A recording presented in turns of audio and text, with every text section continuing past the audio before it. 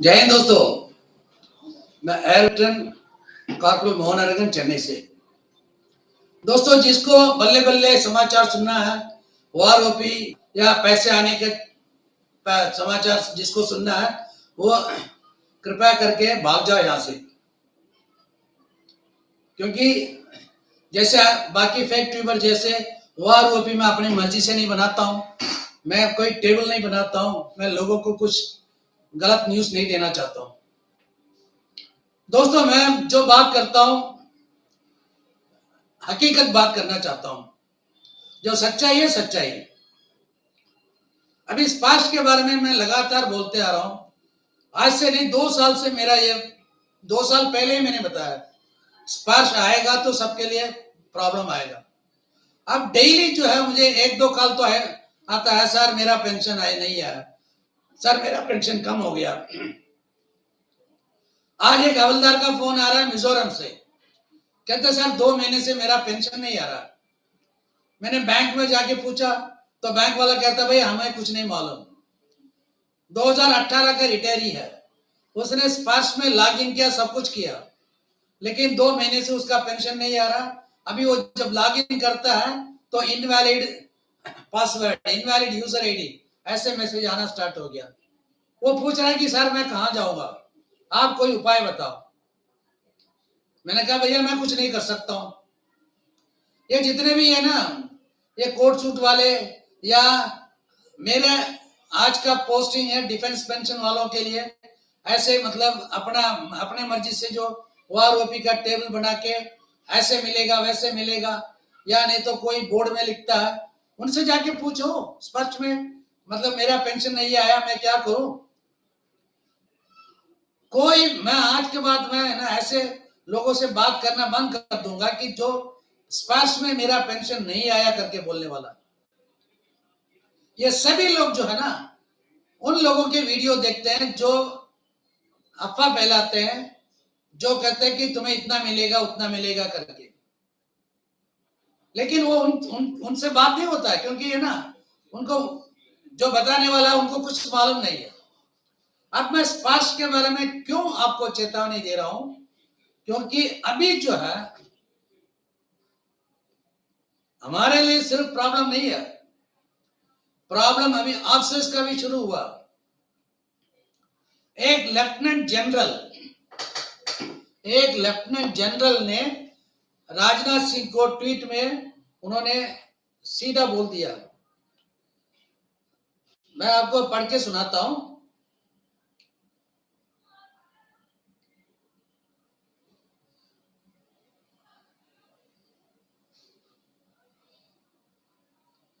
Lieutenant general का नाम है लेफ्टिनेंट जनरल कमलजीत सिंह। उन्होंने राजनाथ सिंह को ट्विटर पे दिया मैसेज। पहला point, not able to log on to Sparsh site, मतलब स्पर्श साइट में लॉग इन नहीं हो रहा।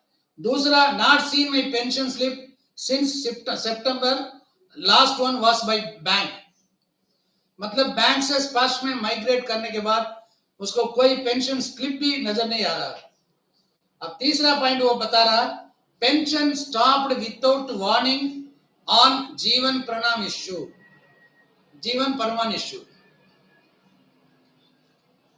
Received first intimation on 3rd, यानी कि आज। तो कहने का मतलब है ये प्रॉब्लम लेफ्टिनेंट जनरल के साथ, और वो खुद ही कहता है कि need to be responsive and efficient. ये राजनाथ सिंह को उसने मैसेज दिया, और ये सवाल ये कर रहा है जैसे कि ये पब्लिक सेक्टर अंडरटेकिंग या बाकी जो है प्राइवेटाइज कर रहे हैं, वैसे ये भी आपको प्राइवेटाइज करने का आइडिया है क्या? ये सवाल लेफ्टिनेंट जनरल ने उठाया। अब दर्द उनको भी हो रहा है, ये नहीं कि सिर्फ हमारे लिए ये दर्द है। एक ब्रिगेडियर वो भी सवाल उठा रहा। दोस्तों, ये है ना, जब तक हम सर्विस में थे ना, जो हमारे जो सीनियर ऑफिसर्स थे और जो जिसको हम फ्लैग ऑफिसर्स बोलते हैं, वो सभी जो है ना 1000 वाट्स बल्ब के बराबर थे, और हमारा हमारा क्या था 20 वाट्स, 40 वाट्स, 100 वाट्स टाइप। लेकिन एक बार हमारे डिस्चार्ज होने के बाद या ऑफिसर्स रिटायर होने के बाद हम सब फ्यूज बल्ब है। अब फ्यूज बल्ब में कोई 100 वाट या 1000 वाट में कोई फर्क नहीं है तो सभी वेस्ट है। लेकिन जो मतलब हमारे जो जनरल्स जो है जो रिटायर हुए हैं, उनको ये 1 मिनट के लिए सोचना चाहिए, हमारे एक इशारे पे हमारे जवान कहीं भी कूदने के लिए, अपनी जान जोखिम में डालने के लिए जो तैयार था, वो आज परेशान में है। और वो कल परेशान उनका होगा जो पुराने पेंशनर है, और उनके जो परिवार है उनके साथ अभी ऐसे प्रॉब्लम होगा जैसे अभी ऑफिसर्स के साथ हो रहा है। तो वो अभी आगे क्यों नहीं आ रहे? ओआरओपी के टाइम में उनको पैसा मिलना था, उस टाइम खाने के लिए आप लोगों को जो फ्यूज बल्ब जो है ना, ये 10 वाट्स, 20 वाट्स, 40 वाट्स का फ्यूज बल्ब, ये 1000 वाट्स फ्यूज बल्ब वालों को चाहिए था। लेकिन अभी आपको हमारी जरूरत नहीं है क्या? अभी आप लोग कहां बैठे हैं? एक जनरल ने डिबेट में कहा था कि मैंने चौथा, पांचवा, छठा पे कमीशन मैंने क्लोजली वॉच किया, लेकिन 7th पे कमीशन में हम खुश नहीं है।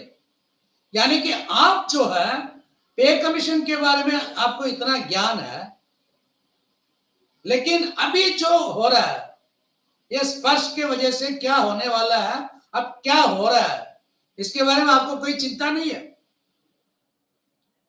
एक दूसरा एक मेजर जनरल है मूंछवाला, हमारे बच्चे, हमारे जवान,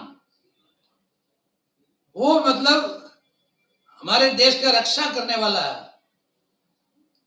शर्म आता है आप लोगों के ऊपर है ना। मैं इतना दिन तक जो मैं ये सोच रहा था कि एक सीनियर ऑफिसर जो है, अगर आदमी कैसे भी हो, जिस पद से वो रिटायर हुआ उसको मतलब रेस्पेक्ट देना है। लेकिन अभी मैं ये सोच रहा हूं रेस्पेक्ट क्यों देना? आप भी तो फ्यूज बल्ब है, मैं भी फ्यूज बल्ब हूं, आप भी फ्यूज बल्ब है। मैं 40 वाट्स का फ्यूज बल्ब हूं और आप 1000 वाट का फ्यूज बल्ब है। लेकिन ये 40 वाट्स का फ्यूज बल्ब है ना, अभी आगे इसके बारे में क्या कार्रवाई करना, ये मैं लगातार कोशिश कर रहा हूं इस स्पर्श के अगेंस्ट में।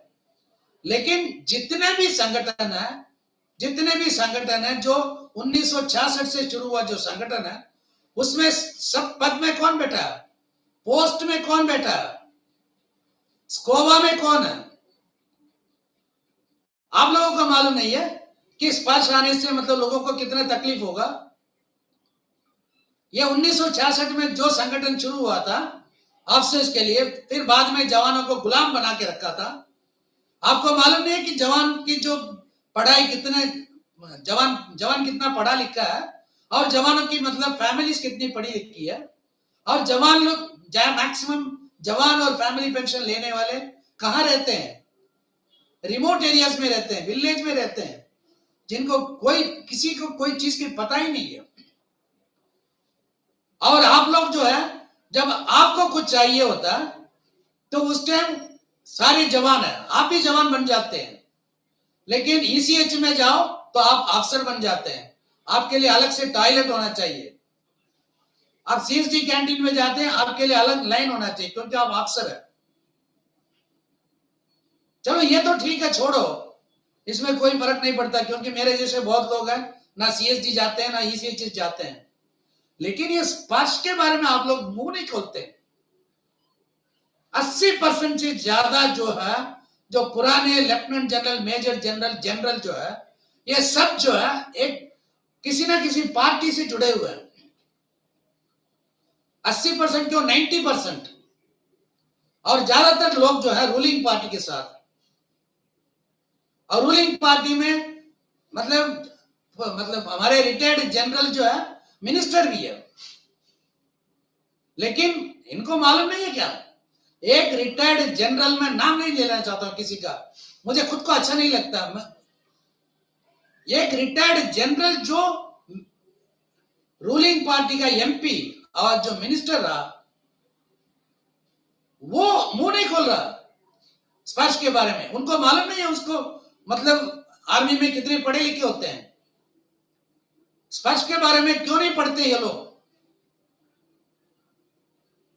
एक ऐसे ऐसे जो है चाटुकार लोग हैं और ओवर स्मार्ट, जिसको हम एयरफोर्स में कहते हैं ओवर स्मार्ट, एक एयरफोर्स का बंदा वो कहता है कि स्पर्श इज वेरी गुड स्कीम।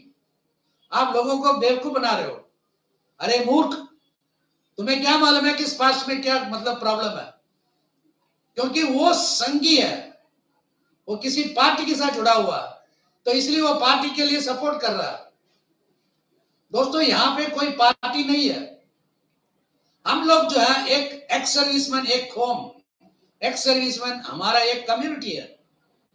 हमारे कम्युनिटी के अंदर कोई एकता नहीं है। इसी का फायदा उठा रहे हैं ब्यूरोक्रेट्स और अपने ऑफिसर्स। दोस्तों, ये वीडियो मैंने इसलिए निकाला था क्योंकि ये स्पर्श, अभी एक तरफ वो कहता है कि आगे से स्पर्श में लोगों से विलिंगनेस लेके फिर स्पर्श में जोड़ना चाहिए, लेकिन कहां तक ये लागू होगा, ये अभी तक लिखित में ओपन बार क्यों नहीं आया? लेकिन अभी तक जहां तक मुझे मैसेज मिला है कि लोगों की कंसर्न, यानी कि लोगों की मंजूरी लेने के बाद उनको स्पर्श में माइग्रेट करना चाहिए करके मैसेज आया है। लेकिन कहां तक सच है इसका कोई गारंटी नहीं है।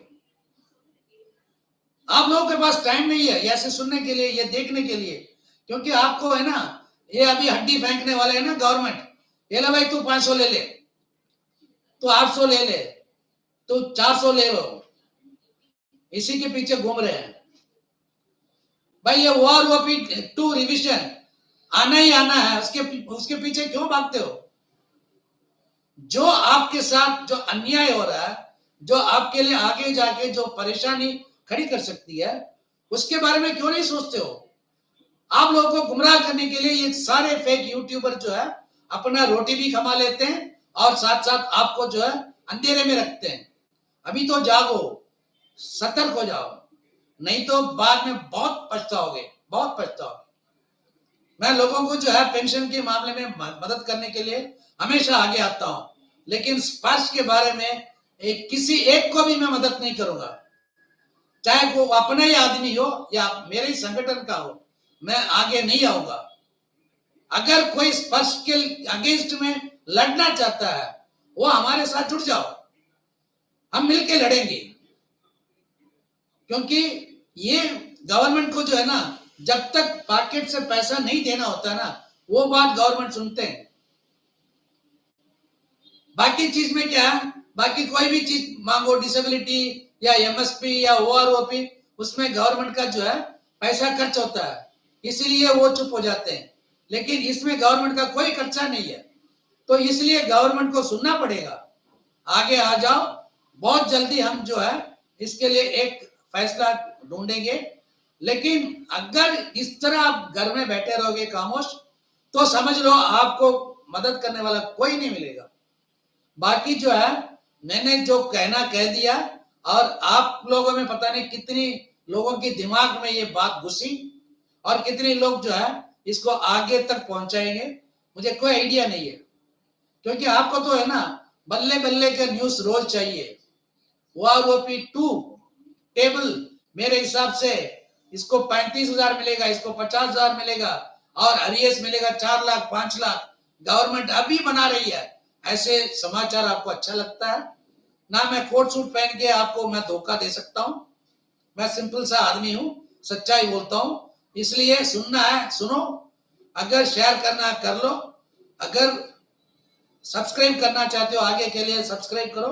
हमारे साथ आंदोलन में, हमारे लड़ाई में अगर कंधे से कंधे मिला के लड़ने के लिए, अगर मर्द जैसे अगर आगे आना चाहते हो, आगे आ जाओ। तब तक के लिए जय हिंद, वंदे मातरम, इनकलाब जिंदाबाद। जय हिंद।